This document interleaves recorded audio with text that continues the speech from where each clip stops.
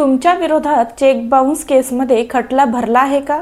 तुम्हाला वाटतं आता तर तुरुंगात जावंच लागेल. वकील म्हणतो फक्त पैसे भरा नाहीतर केस हराल.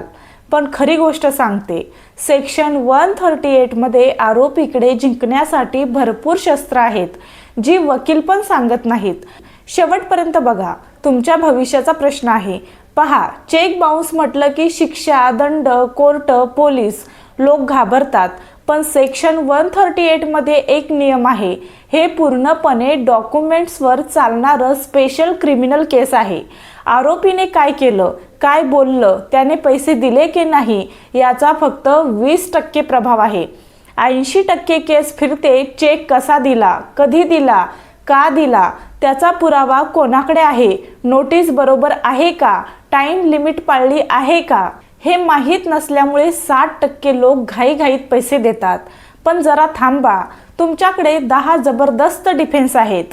1. चेक दिला म्हणजे कर्ज मान्य नाही. कोर्टातील सर्वात मोठा गैरसमज, चेक दिला म्हणजे तुम्ही कर्ज घेतलं होतंच असं मानलं जातं.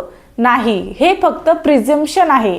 आणि प्रिझम्पशन तुम्ही थोडंही डाऊट निर्माण केलं की कोसळते. तुम्ही फक्त संशय निर्माण केला तरी तुम्ही दोषी ठरत नाही. उदाहरणार्थ, चेक सिक्युरिटीचा होता, कर्जाची रक्कम चुकीची आहे, कर्ज रोखीने दिलं याचा पुरावा नाही, व्यवहार व्यावसायिक नाही, चेक हरवला होता वगैरे. त्यानंतर दुसरे, नॉट गिल्टी म्हणण्यापूर्वी इथेच बोला, चेक सिक्युरिटीचा होता, सही तुम्ही केली पण रक्कम तारीख त्यांनी भरली, तुम्ही पैसे उधार घेतलेच नाहीत, नोटीस मिळाली नाही, करारच नव्हता, याच्यासारख्या. तर कंप्लेनंटकडे किती पैसे होते याचा पुरावा त्यालाच द्यावा लागतो. तुम्ही 5 लाख उधार घेतले, मग समोरचा 5 लाख कसा देऊ शकला? त्याने बँक स्टेटमेंट, ITR दाखवलं का? 90% प्रकरणांमध्ये कंप्लेनंटकडे पैशाचा पुरावा नसतो आणि इथेच केस तुमच्या बाजूला झुकते. लीगल नोटीस योग्य नसेल तर केस सरळ फेकला जातो. नोटीसमध्ये चूक म्हणजेच केस आउट. चुका, चुकीचा पत्ता, चुकीची तारीख, 15 दिवसांचा वेळ न देणे, कलम चुकीचे देणे, नोटीस पाठवलीच नाही याचा पुरावा. आरोपी हे कधी तपासतच नाही. टाइमलाईन चुकली म्हणजे आरोपी सरळ मोकळा होतो. 251 CRPC वर कडक स्टेटमेंट द्या. हे स्टेटमेंट तुमच्या संपूर्ण केसची फाउंडेशन आहे. इथे चुकीचं काही बोललात तर तुम्ही नंतर काहीही सावरू शकत नाही. सेक्शन 138 मध्ये टाइम लिमिट खूप स्ट्रिक्ट आहे. चेक बाउन्स म्हणजेच 30 दिवसात नोटीस, नोटिशीनंतर 15 दिवसात पेमेंटची संधी, 15 दिवसानंतर पुढील 30 दिवसात केस. यात एखादा दिवस जरी चुकला म्हणजेच केस संपते. सिक्युरिटी चेक क्रिमिनल लायबिलिटी नाही. चेक सिक्युरिटीसाठी दिला होता हे सिद्ध केलं की सेक्शन 138 लागूच होत नाही. त्यानंतर शिक्का, स्टॅम्प पेपर, रिटर्न ॲग्रीमेंट नसल्यास कर्ज सिद्ध करणं अशक्य होते. वकील सांगत नाही पण कोर्ट रिटर्न प्रूफ शिवाय मोठे कर्ज मानतच नाही. याचा फायदा तुम्हालाच होतो. त्यानंतर क्रॉस एक्झामिनेशन हा तुमचा सर्वात मोठा हत्यार आहे. सगळा गेम क्रॉसवर असतो. इथे तुम्ही हे क्वेश्चन करा, पैशाचा पुरावा दाखवा, कर्ज कधी दिलं, कुठं दिलं, कोण पुढे मागे होतं, bank statement, ITR, return agreement वगैरे वगैरे. फक्त 4 ते 5 टार्गेट प्रश्नांनीच कंप्लेनंट डगमगतो. त्यानंतर कंपाऊंडिंग म्हणजेच तुरुंग नाही, केस बंद होते. 138 मध्ये आरोपी तुरुंगात जातात का? तर हो, फक्त 2% लोक. बाकीचे कॉम्प्रोमाइज करून बाहेर येतात. कंपाऊंडिंग म्हणजे दंड कमी, शिक्षा नाही, एकाच तारखेला केस संपते. हे अधिकार वकील बहुतेक सांगतच नाहीत. चला आता सर्वात महत्त्वाचा भाग, आरोपीने एक्झॅक्टली काय करायचं. लोक येथेच गोंधळतात, घाबरतात, चुकतात आणि छोटेसे चेक प्रकरण मोठे डोकेदुखीत बदलते. मी तुम्हाला इथे स्टेप बाय स्टेप संपूर्ण रोड मॅप देणार आहे. तुमचा वकील सुद्धा एवढ्या डिटेलमध्ये सांगणार नाही. स्टेप 1, केस समजण्याआधी स्वतःचे डॉक्युमेंट्स जमा करा.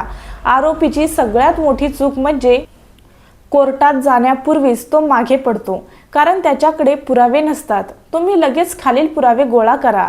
1. बँक स्टेटमेंट किमान 2 वर्षाचं, हे सिद्ध करण्यासाठी की तुम्ही त्या दिवशी एवढी रक्कम घेतलीच नाही. त्यानंतर समोरच्याने तुमच्या खात्यात काहीही पाठवलं नाही. त्यानंतर तुमची आर्थिक परिस्थिती वेगळी होती. बँक स्टेटमेंट तुमचा सर्वात मजबूत ढाल होईल. चेक देण्यामागील कारणाने पुरावे, तुम्ही चेक का दिला हे सर्वात महत्त्वाचं. सिक्युरिटी, रिकामा चेक साईन करून दिला, व्यावसायिक व्यवहार होता किंवा कुटुंबातील कर्ज. एक व्हॉट्सॲप मेसेजही पुरेसा असतो डाऊट निर्माण करायला. समोरच्या व्यक्तीचे messages, call log, voice recording लोकांना वाटतं हे काही उपयोगात येत नाही, पण चेक बाउन्स केसमध्ये हाच गोल्ड एव्हिडन्स आहे. उदाहरण, कंप्लेनंट स्वतः मेसेज करतो, चेक देऊन ठेवा, व्यवहार जमल्यावर देतो, गेम ओव्हर. कोण साक्षीदार होता? जर तुम्ही समोरच्याकडून पैसे घेतलेच नसतील किंवा व्यवहार वेगळा असेल तर त्यावेळी उपस्थित असणाऱ्या व्यक्तींची नावे लिहून ठेवा. कोर्टमध्ये नंतर तुम्हाला साक्षीदारांची ताकद कळेल. त्यानंतर स्टेप 2, 251 CRPC स्टेज. तुमचा केस येथेच जिंकू शकतो, हे सर्वात महत्त्वाचं आहे. बहुतेक आरोपी इथेच चुकतात. 251 CRPC म्हणजे कोर्ट तुम्हाला विचारते, तुमचे आरोप समजले का, दोष मान्य करतात का. यावेळी तुम्ही बोललेले शब्द तुमच्या संपूर्ण केसची भिंत आहे. इथे तुमचं स्टेटमेंट कडक, क्लिअर आणि जास्तीत जास्त डिफेन्ससह असलं पाहिजे. चुकीचे बोललात म्हणजे संपूर्ण केस कोसळते. 251 CRPC वर म्हणायच्या गोष्टी तुम्ही कोर्टात असे बोलू शकता, जसं की हा चेक सिक्युरिटीसाठी दिला होता, व्यवहार पूर्ण झालाच नाही. त्यानंतर कर्जाची रक्कम कंप्लेनंटकडे नव्हती, पुरावा नाही. त्यानंतर तारीख आणि रक्कम त्यांनी भरली आहे, मी नाही. माझ्याकडे कर्ज दिल्याचा कोणताही लिखित पुरावा नाही. मला कायदेशीर नोटीस मिळाली नाही. हा व्यवहार इन्कम टॅक्स कायद्यानुसार अवैध आहे. मी कोणतंही कर्ज घेतलं नव्हतं. हे बोललत की तुम्ही 70% केस आधीच मजबूत केलेला असतो. त्यानंतर स्टेप 3, क्रॉस एक्झामिनेशन. आरोपीचं अस्सल हत्यार कोर्टमध्ये कंप्लेनंट जरी बोलत असेल तर खरा खेळ तुमच्या क्रॉस एक्झामिनेशनमध्ये असतो. क्रॉस एक्झामिनेशन म्हणजे कंप्लेनंटची परीक्षा. येथे त्याला खऱ्या अर्थाने कोणतेही खोटे बोललेले सहन होत नाही. क्रॉस एक्झामिनेशनमध्ये विचारायचे जबरदस्त प्रश्न बघा. 1. पैशाचा पुरावा दाखवा. तुम्ही 5 लाख दिले म्हणता, तुमच्या खात्यातून कोणत्या तारखेला गेले, ITR मध्ये दाखवलंय का, हे पैसे कुठून आले. त्यानंतर कंप्लेनंट 90% वेळा कंप्लेनंट 90% याच प्रश्नाला अडकतो. त्यानंतर व्यवहार कुठे आणि कसा झाला, तुम्ही पैसे रोख दिले, कोण होता तिथे, तुम्ही विटनेस आणला का. लक्षात ठेवा, कर्ज देताना विटनेस नसणे कोर्टला नेहमी सस्पिशियस वाटते. चेक भरताना मी उपस्थित होतो का. अनेक आरोपींचा चेक दुसऱ्याने भरलेला असतो. कंप्लेनंट म्हणतो तो स्वतः भरला. सेक्शन 138चा पाया ढासळतो. त्यानंतर नोटीस कशी पाठवली, कोणत्या पत्त्यावर, चुकीचा पत्ता म्हणजेच केस डिसमिस. व्यावसायिक व्यवहार असल्यास GST बिल रेकॉर्ड कुठे, व्यावसायिक व्यवहारात बिल नसेल तर बोगस. त्यानंतर कर्ज देताना तुम्ही रिटर्न ॲग्रीमेंट का केलं नाही. तुम्ही केवळ रक्कम नव्हे, कर्जाची क्रिएटिबिलिटी न तोडता. क्रॉस एक्झामिनेशन हे आरोपीचं सर्वात मोठं हत्यार आहे. इथे तुम्ही योग्य नियम धरलात की कंप्लेनंट हादरतो. त्यानंतर स्टेप 4, 313 CRPC. तुमची कथा पुराव्याच्या भाषेत सांगा. कोर्ट तुम्हाला विचारते, तुमच्यावरचे आरोप काय, तुमचं उत्तर काय. ही तुमची संधी आहे तुमची पूर्ण कहाणी सांगण्याची. येथे बोलू शकता, चेक सिक्युरिटीचा होता, व्यवहार कधीच झाला नव्हता, कर्ज रोख देणे अवैध आहे, वगैरे वगैरे. कंप्लेनंटकडे पैशाचा पुरावा नव्हता, त्याच्यात व तुमच्यात कोणतंही आर्थिक नातं नव्हतं. 313 वर जास्तीत जास्त क्लॅरिटी दिलीत की तुमचा केस स्टीलसारखा मजबूत होतो. त्यानंतर स्टेप 5, वाईट केस असेल तर कंपाऊंडिंग. सर्वात सुरक्षित एक्झिट. कायदे नेहमी शिक्षा देण्यासाठी नसतात, तर दोन्ही पक्षांना समजुतीने बाहेर पडण्यासाठी एक दरवाजा ठेवतात. तो दरवाजा म्हणजे कंपाऊंडिंग. कंपाऊंडिंगचे फायदे: तुरुंग नाही, क्रिमिनल रेकॉर्ड राहत नाही, दंड कमी, वेळ वाचतो, खर्च कमी. कोर्टसुद्धा कंपाऊंडिंगला प्रोत्साहन देते. आता एक गोष्ट प्रामाणिकपणे ऐका, ही गोष्ट कोणताही वकील थेट सांगत नाही. सेक्शन 138 हा शिक्षा देण्याचा कायदा नाही, हा वसुलीचा कायदा आहे. म्हणजेच कंप्लेनंटचा उद्देश फारसा तुम्हाला जेलमध्ये टाकणे नसतो, त्याचा उद्देश असतो पैसे परत मिळवायचे। त्यामुळे आरोपीने 2 गोष्टी नेहमी लक्षात ठेवायला हव्यात। भीती दाखवणे हा कंप्लेनंटचा पहिला शस्त्र असतो। मी तुला जेलमध्ये टाकीन, तुला थरथर कापायला लावीन, हे संवाद 138 मध्ये रोजचे आहेत। पण एज्युकेट झालेला आरोपी कधीच घाबरत नाही, कारण त्याला माहीत असतं जेल तुरळक केसेसमध्येच होते। आरोपी घाबरला की कंप्लेनंट जिंकतो। जर तुम्हाला भीती दाखवून पैसे दे असे सांगितलं जात असेल तर कंप्लेनंटला देखील माहिती आहे की त्याची केस कमजोर आहे। स्ट्रेंथ केलेल्या आरोपीला कंप्लेनंट टाळतो। बहुतेक केसमध्ये कंप्लेनंटकडे पैशाचा पुरावा नसतो। साधारण 70 ते 80% कंप्लेनंटकडे ITR नाही, बँक स्टेटमेंट नाहीत, विटनेस नाही, करार नाही, कर्ज देण्याचा पुरावा नाही।